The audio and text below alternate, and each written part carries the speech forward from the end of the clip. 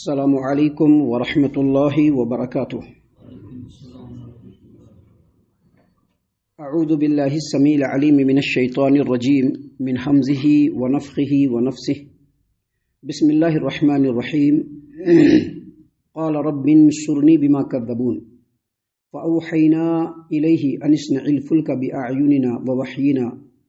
فإذا جاء أمرنا وفارت النور فاسلك فيها من كل زوجين اثنين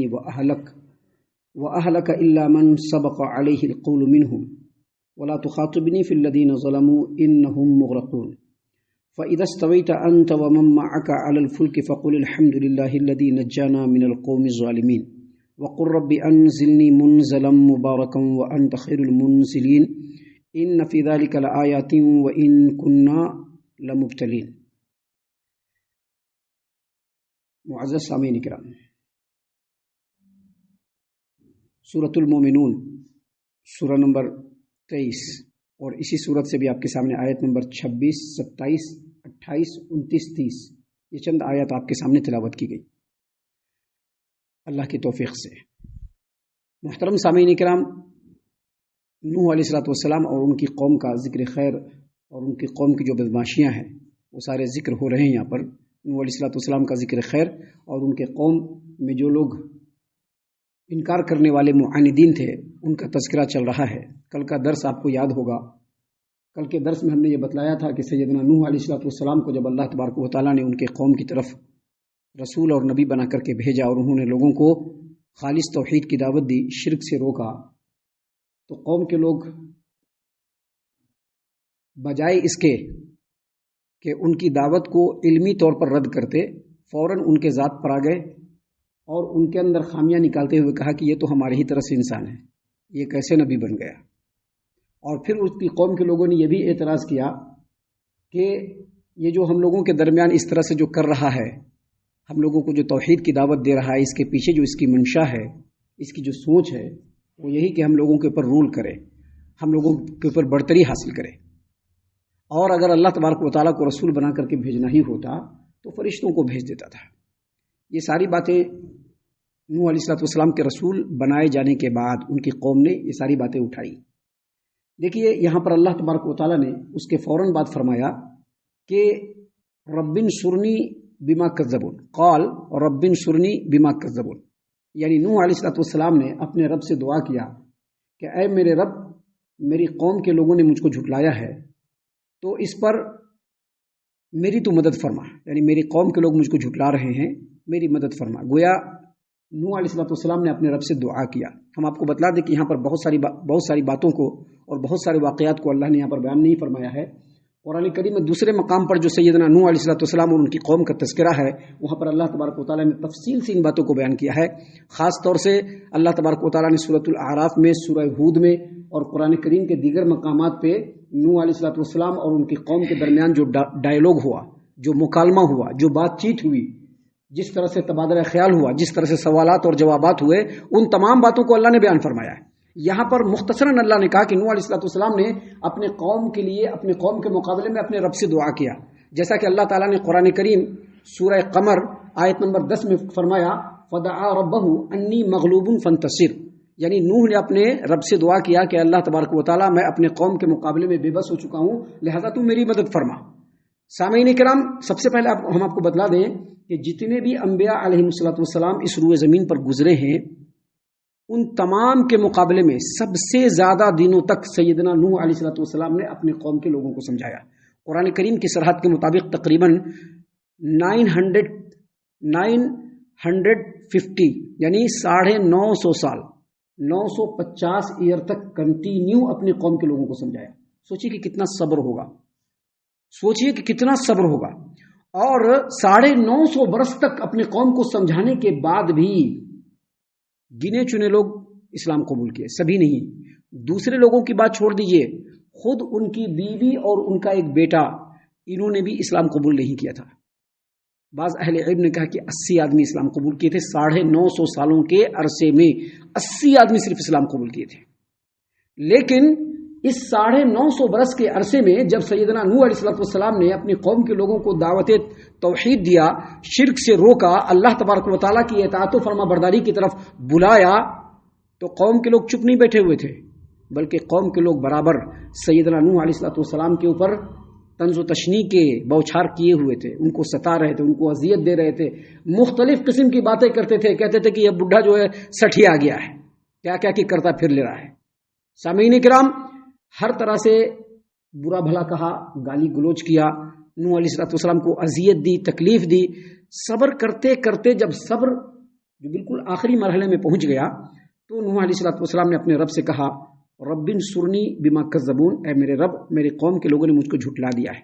اب ان سے کوئی امید نہیں ہے، اب یہاں پر کوئی بھی اسلام قبول کرنے والا نہیں ہے، لہٰذا ان کے مقابلے میں تو میری مدد فرما دے۔ جب اللہ تبارک و تعالیٰ سے ان کے نبی نے دعا کیا، نوح علیہ السلام نے دعا کیا، تو اللہ نے ان کی دعا کو شرف قبولیت سے نوازا، اور پھر اللہ تبارک و تعالیٰ نے حکم نازل فرمایا۔ اللہ نے یہاں پر فرمایا ہے فَأَوْحَيْنَا إِلَيْهِ أَنِ اصْنَعِ الْفُلْكَ بِأَعْيُنِنَا وَوَحْيِنَا، اللہ فرماتے ہیں کہ تب ہم نے اس کی طرف یعنی نوح کی طرف وحی کی کہ ہماری نگرانی میں اور ہمارے بتائے ہوئے طریقے کے مطابق تو ایک کشتی تیار کر۔ کشتی سمجھتے ہیں نا، ناؤ جو سمندر میں دریا میں چلتے ہیں جو ناؤ، ویسی تو کشتی تو میرے کہنے کے حساب سے، میرے بتانے ہوئے طریقے کے مطابق اے نوح تو ایک کشتی تیار کر۔ یہاں پر تفصیل نہیں ہے، لیکن قرآن کریم میں دوسرے مقام پر تفصیل ہے، اور مفسرین نے بھی بیان کیا ہے کہ جب نوح علیہ السلام کو اللہ تبارک و تعالیٰ نے حکم دیا کہ تو ایک کشتی تیار کر، تو نوح علیہ السلام اپنے رب کے حکم کی تعمیل کرتے ہوئے کشتی تیار کرنا شروع کر دیے۔ اب جو کشتی تیار کرنے لگے تو بالکل سوکھا پڑا ہوا تھا، تو قوم کے لوگوں نے مذاق کرتے ہوئے، ان کا مذاق اڑاتے ہوئے کہا کہ یہ بڈھا لگتا ہے سٹیا گیا ہے، یہ ابھی کشتی تیار کر رہا ہے، کہاں پہ چلائے گا؟ کیا سڑک پہ چلائے گا کیا، یا کھیتوں میں چلائے گا؟ محترم سامعین کرام، اللہ تبارک و تعالیٰ نے فرمایا کہ ہم نے نوح کی طرف وحی کی کہ تو میری نظروں کے سامنے، میری نگرانی میں اور میرے بتائے ہوئے طریقے کے مطابق کشتی تیار کر۔ فَإِذَا جَاءَ أَمْرُنَا، اور جب ہمارا عذاب آ جائے،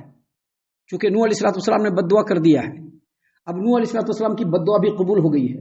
950 برس کا طویل ترین عرصہ بھی گزر چکا ہے، گنے چنے لوگ اسلام قبول کیے ہیں اور باقی سارے کے سارے لوگ بت پرست ہیں، تو اب اللہ تبارک و تعالیٰ کے عذاب کو ثابت ہونے کا وقت آ گیا، تو اللہ تبارک و تعالیٰ نے نوح علیہ السلام کو پہلے کشتی بنانے کا حکم دیا، اور پھر کہا فَإِذَا جَاءَ أَمْرُنَا وَفَارَتِ التَّنُّورُ، جب ہمارے عذاب کا وقت آ جائے اور تنور ابلنے لگے۔ تنور ابلنے لگے کیا مطلب؟ آپ کو معلوم ہوگا نوح علیہ السلام کی قوم پر جو عذاب آیا تھا وہ کس چیز کا؟ طوفان کا عذاب آیا تھا۔ کس چیز کا عذاب آیا تھا؟ طوفان کا۔ طوفان ایسا تھا کہ اوپر سے بھی بارش موسلادھار ہو رہی ہے، اور یہ جو زمین ہے، زمین سے بھی بالکل تندور کی طرح سے پانی ابلنا شروع ہو گیا، یعنی دونوں طرف سے، اوپر سے بھی بارش اور نیچے سے بھی تندور کی طرح سے پوری زمین ابلنے لگی، اور پانی بالکل ہلوڑے مارتے ہوئے چلنا شروع ہو گیا۔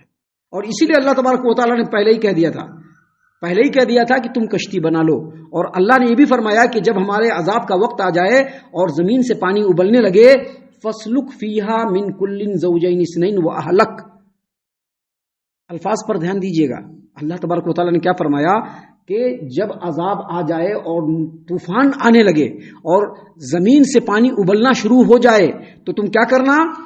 ہر ایک چیز کا جوڑا اپنی کشتی میں رکھ لینا، اور اپنے اہل کو بھی۔ وہ اہلک کہا، وہ اہلک۔ ابھی یہاں پر اہل و عیال کی بات آتی ہے تو کیا ہوتا ہے؟ گھر کے لوگ اہل و عیال ہوتے ہیں، گھر کے لوگ صرف اور صرف نسبی طور پر اہل و عیال ہیں، وگرنہ ایک مومن کے لیے جو اس کا اصل اہل ہے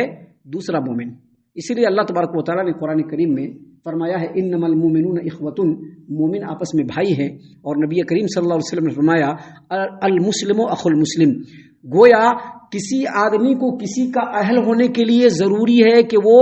شرک سے پاک ہو اور توحید پر گامزن ہو۔ اگر شرک سے پاک نہیں ہے اور توحید پر گامزن نہیں ہے تو وہ آدمی ایک مومن کا اہل نہیں ہو سکتا۔ اس لیے آپ نے سنا ہوگا نبی کریم صلی اللہ علیہ وسلم کی حدیث ہے کہ کافر جو ہوتا ہے اس کا وارث ایک ایمان والا نہیں ہو سکتا ہے۔ اب کسی کا باپ کافر ہے اور بیٹا ایمان والا ہے، وہ اپنے باپ کا وارث نہیں بنے گا۔ وارث کا مطلب اس کے مال کا، اس کے متاع کا وارث نہیں بنے گا۔ یہ اللہ تبارک و تعالیٰ کا حکم ہے. اور اگر باپ مسلمان ہے اور بیٹا کافر ہے تو باپ بھی اپنے بیٹے کا وارث نہیں ہوگا. یہاں پر اللہ تبارک و تعالیٰ نے فرمایا کہ اے نوح جب کشتی تیار ہو جائے، جب ہمارے عذاب کا وقت آ جائے اور جب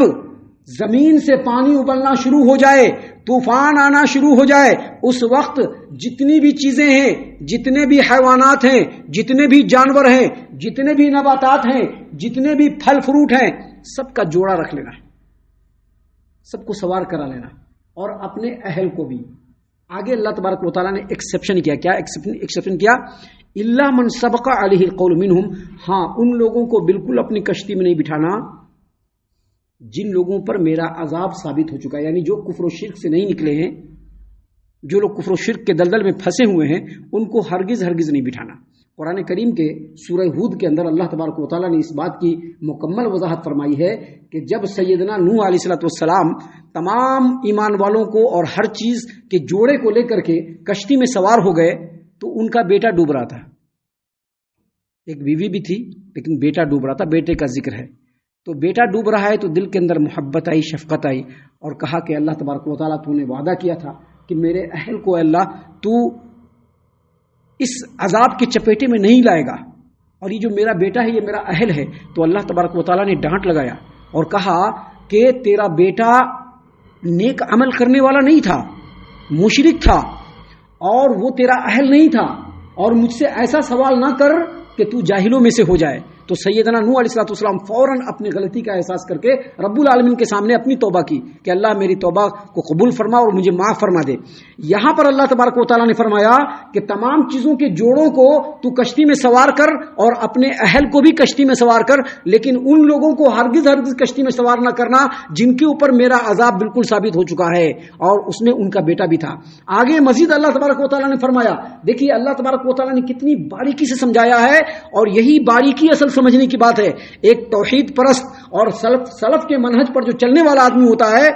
وہ قرآن کریم کی انہی باریکیوں کو سمجھتا ہے. اللہ تبارک و تعالیٰ نے فرمایا وَلَا تُخَاطِبْنِي فِي الَّذِينَ ظَلَمُوا، اور جن لوگوں نے شرک کیا ہے، کفر کیا ہے، اللہ کی نافرمانیوں میں اپنے آپ کو غرق کر لیا ہے، ان کے بارے میں مجھ سے بات مت کرنا.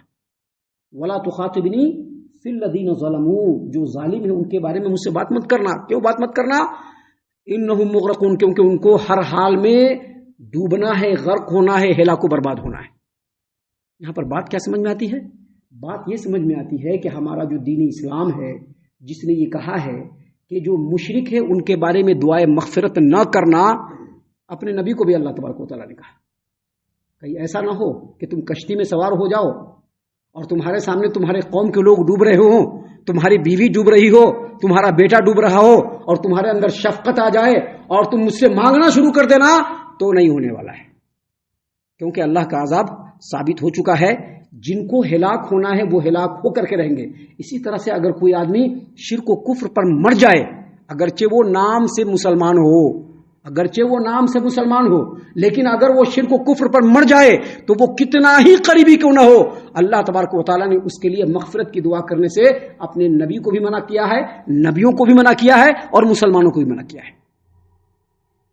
سامعین اکرام، ان چیزوں کو بہت ہی باریکی سے سمجھ لینا چاہیے. اور یہاں پر یہ بات بھی سمجھنا چاہیے، یہاں پر یہ بات بھی سمجھنا چاہیے کہ نبی کے گھر میں پیدا ہونے سے کچھ نہیں ہونے والا ہے، بزرگوں کے گھر میں پیدا ہو جانے سے کچھ نہیں ہونے والا ہے، عالموں کے گھر میں پیدا ہو جانے سے کچھ نہیں ہونے والا ہے. کوئی بھی انسان اگر دنیا اور آخرت کی کامیابی اور رب کے سامنے سرخروئی چاہتا ہے تو اس آدمی کے لیے ضروری ہے کہ وہ اپنے عمل کو شرعی اعتبار سے مضبوط بنائے، تبھی وہ رب کے سامنے سرخرو ہو سکتا ہے. کسی کا یہ کہنا کہ ہم فلاں پیر کے مرید ہیں، ہم لوگ کیسے بھی بخشے جائیں گے، کسی کا یہ کہنا کہ ہم فلاں امام صاحب کے ماننے والے ہیں، ہمارے امام صاحب کے ماننے والے کی مغفرت ہے، یہ سارے کے سارے جو وعدے ہیں وہ بالکل شیطانی وعدے ہیں جس کی کوئی حیثیت نہیں ہے. یہاں پر اللہ نے کہہ دیا کہ وَلَا تُخَاطِبْنِي فِي الَّذِينَ ظَلَمُوا، ظالموں کے بارے میں مجھ سے کوئی مشورہ مت کرنا، کوئی سفارش مت کرنا، کوئی بات مت کرنا، إِنَّهُمْ مُغْرَقُونَ، ان کو ہلاک ہونا ہے اور برباد ہونا ہے. اور آگے اللہ تبارک و تعالیٰ نے فرمایا فَإِذَا اسْتَوَيْتَ أَنْتَ وَمَن مَّعَكَ عَلَى الْفُلْكِ، اور جب تم جن لوگوں کو کشتی میں سوار کراؤ وہ سب کشتی میں جم کر کے بیٹھ جائیں، فَقُلْ، تو کہنا الحمد للہ الذی نجانا من القوم الظالمین، تمام تعریفیں اللہ کے لیے جس نے ظالم قوم سے ہم لوگوں کو نجات دیا. یہاں پر ایک بات سمجھ میں آتی ہے، وہ یہ کہ نوح علیہ السلام کی جو قوم تھی وہ انتہائی بدترین تھی، اسی لیے یہاں پر ان کے مرنے پر افسوس کرنے کے بجائے خوشی کا اظہار کرنے کے لیے کہا، اور کہا کہ اللہ کی تعریف بیان کرنا۔ آپ قرآن کریم کا مطالعہ کریں گے تو آپ دیکھیں گے کہ سورہ نوح آیت نمبر 26 اور 27 کے اندر اللہ تبارک و تعالیٰ نے نوح علیہ السلام کی دعا کو قرآن کریم کے آیات کی شکل میں نازل فرمایا۔ وہاں پر نوح علیہ السلام نے دعا کیا کہ اے اللہ، یہ جو روئے زمین پر ابھی کفار بسے ہوئے ہیں، ان میں سے ایک کو بھی زمین پر رہنے سہنے والا نہ چھوڑنا۔ اے اللہ، اگر تو ان لوگوں کو چھوڑے گا تو یہ دوسرے لوگوں کو گمراہ کر دیں گے، اور ان کے ہاں فاسق و فاجر کے علاوہ دوسری کوئی اولاد پیدا نہیں ہونے والی، لہٰذا ان تمام کو تو اللہ ستیہ ناش کر دینا۔ یہاں پر اللہ نے کہا کہ آپ دعا کیجیے گا کہ جو ظالم ہے اللہ تبارک و تعالیٰ اس قوم سے آپ کو نجات دلا رہا ہے۔ آگے مزید کہا وَقُلْ رَبِّ أَنزِلْنِي مُنزَلًا مُبَارَكًا وَأَنْتَ خَيْرُ الْمُنزِلِينَ، اور یہ بھی کہنا کہ اے میرے رب، مجھ کو مبارک جگہ پر اتار اور تو بہترین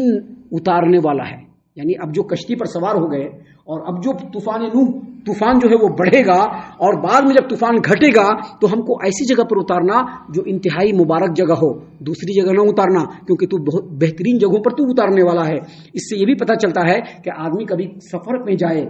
تو گاڑی پر سوار ہونے کے بعد جب اترنے کا وقت آئے تو اس وقت اسی دعا کو پڑھے، رب انزلنی منزلا مبارکا وانت خیر المنزلین۔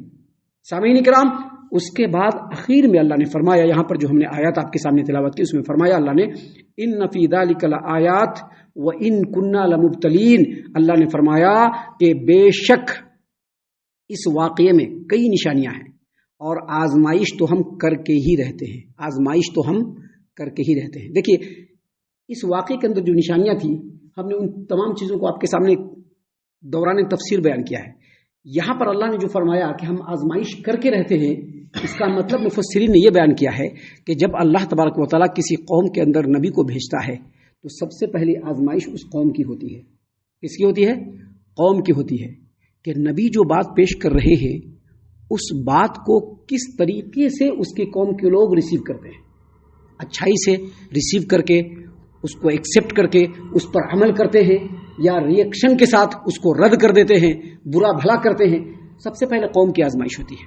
ساتھ ہی ساتھ نبی اور نبی کے اوپر جو ایمان لانے والے لوگ ہوتے ہیں ان کی بھی آزمائش ہوتی ہے کہ وہ صبر و ضبط میں کتنے گہرے ہیں، کتنا وہ صبر کر رہے ہیں، کیونکہ نبیوں کے ماننے والوں کو بھی اللہ نے ہمیشہ صبر کرنے کے لیے کہا ہے، لہذا ان کی بھی آزمائش ہے۔ تیسرے، جو لوگ نبی کی باتوں کو جھٹلانے والے ہیں ان کی بھی آزمائش ہے۔ جو کامیاب ہو جاتے ہیں اللہ ان کو نواز دیتا ہے، اور جو ناکام ہوتے ہیں معاندین، اللہ تعالیٰ ان کو قرار واقعی سزا بھی دیتا ہے۔ لیکن یہاں پر ایک آزمائش اور ہے کہ جو نبی آئے اس روئے زمین پر اور اپنی نبوت کی زندگی گزار کر کے چلے گئے، اپنی دعوت کو لوگوں کے درمیان چھوڑ دیا، تو جو بعد میں آنے والے لوگ ہیں ان کی بھی آزمائش ہے۔ ابھی ہم لوگ یہاں پر بیٹھے ہوئے نا، نوح علیہ السلام کا واقعہ سن رہے ہیں، نبی صلی اللہ علیہ وسلم کے بارے میں سنتے ہیں، ان کی دعوت کے بارے میں سنتا ہے، تو ہماری بھی آزمائش ہے کہ ہم اپنے نبی کی بات کو کس انداز میں لے رہے ہیں۔ کیا ایسا ہی واقعہ ہے، ٹیسٹی ہے، ٹیسٹ کے حساب سے سن رہے ہیں، یا نبیوں کا واقعہ ہے، نبی کی باتیں ہیں، ان کی تعلیمات ہے، اس کو بہت ہی اچھے سے سننا ہے، سن کر کے اس کے مطابق عمل کرنے کی کوشش کرنا ہے، اس طریقے سے سن رہے ہیں، کیا سن رہے ہیں؟ ہماری آزمائش ہو رہی ہے۔ لہذا جو آزمائش میں کامیاب ہوگا اللہ کی نظر میں وہ سرخرو ہوگا، اور جو آزمائش میں کامیاب نہیں ہوگا وہ دنیا اور آخرت دونوں میں نقصان اٹھانے والا ہوگا۔ ہم اللہ سے دعا کرتے ہیں کہ اللہ تعالی ہم تمام کو ان باتوں کے اوپر خوب غور و فکر اور تدبر کرنے کے ساتھ ساتھ ان باتوں پر عمل کرنے کی بھی توفیق عنایت فرمائے، آمین۔ اللہ تعالی ہم تمام کو صحیح معنوں میں پکا سچا مومن مسلمان بنائے، اللہ اور اس کے رسول صلی اللہ علیہ وسلم کی اطاعت و فرما برداری کرنے والا بنائے، صحابہ کرام رضی اللہ عنہم کے طریقے پر چلنے والا بنائے، جنت الفردوس میں جگہ عطا فرمائے۔ اے اللہ ہم تمام کو جہنم سے پناہ دے، اے رب العالمین ہم تمام کو جہنم سے پناہ دے، اے مالک الملک ہم تمام کو جہنم سے پناہ دے، آمین یا رب العالمین۔ وما علینا الا البلاغ المبین۔